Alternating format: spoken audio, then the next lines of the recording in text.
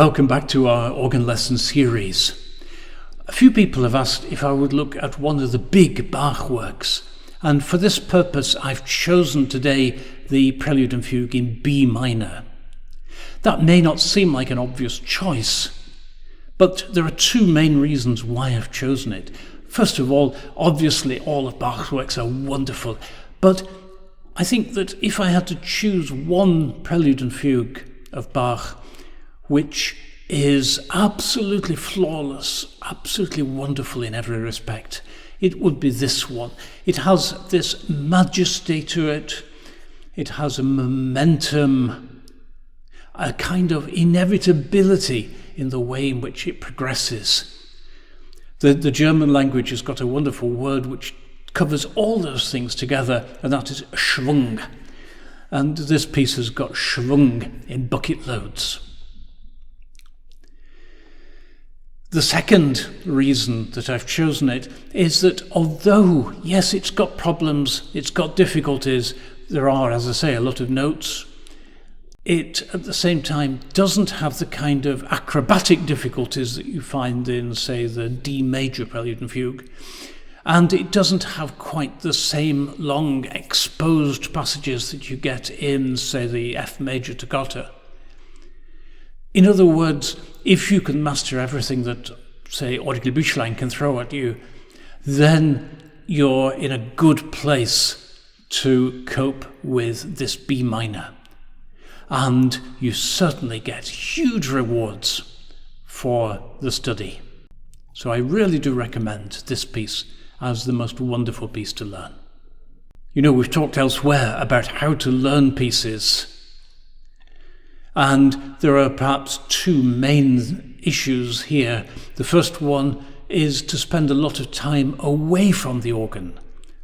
Spend time looking at the music, getting to understand it, and learning how you want it to be, freed from the constraints of actually having to move your fingers and your feet to produce those sounds. So really get a good idea of exactly what you want to learn before you start trying to learn it. And the second thing is that once you do start learning the notes themselves, don't start at the beginning, see how far you can get, and then go back to the beginning and try again, see if you get a bit further. That's a huge waste of time, and you're learning, first of all, you're learning mistakes because you keep repeating them, and you're also learning that you can't play it through to the end, so you're destroying your own confidence. A much better way is to play the last bar first, get a handle on that, and then play the last 2 bars, and then the last 3 bars, and so on, and work your way back until finally you can play it all the way from the beginning without mistakes and without problems. And that is a more economical use of your time, and it also teaches you that you can do this. So if you want more about that, we had an episode in the Orgelbüchlein series called Learning to Learn. That was the episode on Vater Unser. And go away and watch that if you haven't done already. It's a useful set of notes about how to learn a new piece. So let's have a look at a few general questions. And we'll start with the prelude itself. Perhaps registration, first of all. This is, as I say, a big piece, and it wants a big registration. So it wants 8/4 and 2 principals at the very least. It probably wants a mixture if your mixture is suitable, and the 16-foot if your 16-foot is suitable as well. So a big sound, generally speaking. The piece falls into 2 different textures. Part of it has the big chords of the opening with the pedals, and part of it has a brighter texture without pedals. And for this reason, many people play it on 2 different manuals to get a contrast between the 2.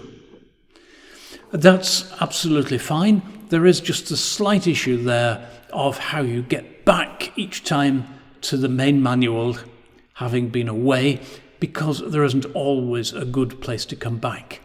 And for that reason, again, other people play the whole thing on one manual. There are good arguments for both. I'm going to experiment a little bit today and play it on 2 manuals, just to demonstrate how that's possible. But it's not necessarily what I would always do.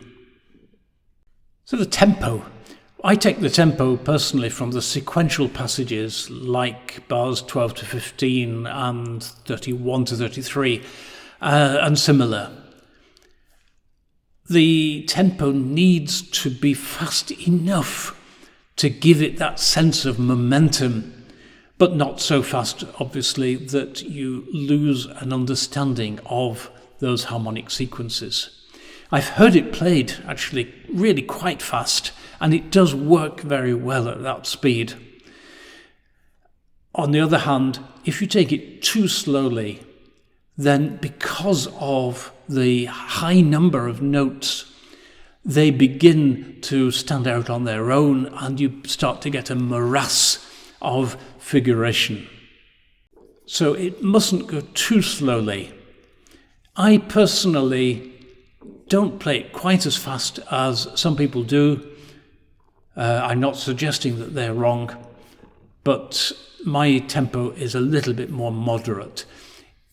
I think this is one of those cases where the tempo you choose will depend more than usual on the organ itself and on the building.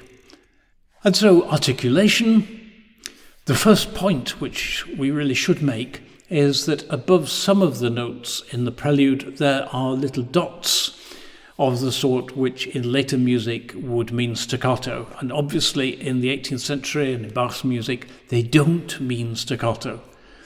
So don't play them too short. What they're saying is that each note has its own articulation, its own separate articulation. So they're just more detached, but certainly not as short as what we in later music would think of as staccato. So in general terms, the way in which the music is moving is this constant quaver pulse overlaid with all the figuration. And where there are fast notes, where there are demi-semi-quavers, for example, they will perhaps group into groups of 4 to match the quaver pulse. In any event, the quavers themselves can be seen as not quite legato, as something like separate bows on a cello. Just think of them separately, but the demi-semi-quavers themselves will, as I say, fall into those groups, but they want a sense of direction.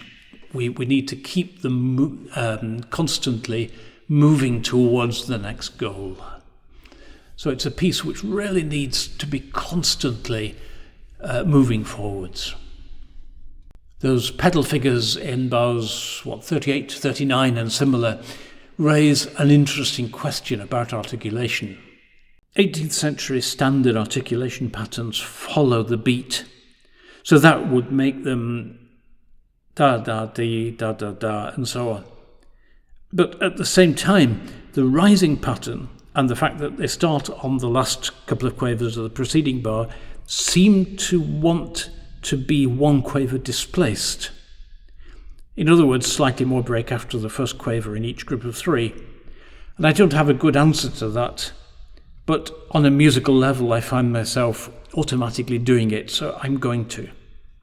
And as always, where there's lots of notes, there's this huge temptation to rush to get through them, to panic slightly, and to think, wow, I've got to get all these notes out of the way quickly.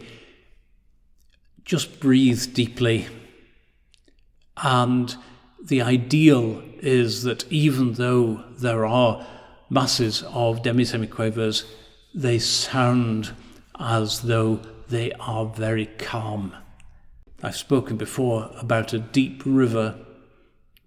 An awful lot of water can run through it, but at the same time it never looks to be hurried.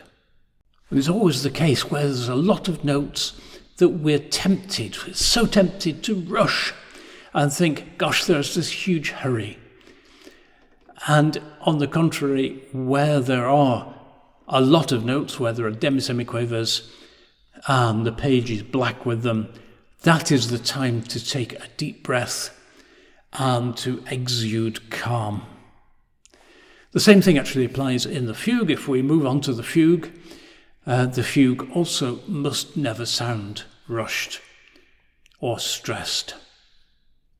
So registration in the fugue, I feel personally, and I'm saying this as my opinion, I don't just have the information to back it up, that a fugue is better certainly without a 16-foot, because that muddies the texture. And I also don't like a mixture, usually, for the same reason. And certainly no reeds. And so I tend to find myself playing a fugue on, for example, 8/4, 2 principals, and perhaps a mutation stop, a 12th or a 19th. It's always tempting to add a bit of extra for the end of the fugue, the end of the piece, but that's not really an option in this one, simply because there is nowhere at all to add a stop towards the end of the fugue that won't be in the middle of a scale in the manuals. For the pedals, it is possible to add, say, a pedal reed during that last page. And the best place to do that would be in bar 81, where you get the tonic fugue entry. There is actually a rest just before the entry in bar 78, but that subject entry then is in the dominant, and so we really don't want to use that as the climax, as a point for adding an extra pedal stop. In bar 81 there isn't actually a rest before the tonic entry, and so it won't always be possible to add an extra stop. I think I won't do here, partly because I'm alone and the stop jams, as you can see, are a little bit too far from the keyboard to move while playing. This fugue has got an unusually large central section without pedals and with partly a new figuration there. And so it's tempting there again to use a second manual, as we said was an option in the Prelude. But here, most definitely, there is nowhere to get back again to the main manual, so it's really not a possibility there. I think we just need to have faith in Bach's writing, that it is so interesting, it is so exciting. It gives us the opportunity for varied articulation, for a varied feel during the course of this fugue, and so we really don't necessarily need changes in registration. Okay, that's more than enough said, I think. It is the most wonderful piece, and I do commend it to you very highly. And I hope you really enjoy learning it.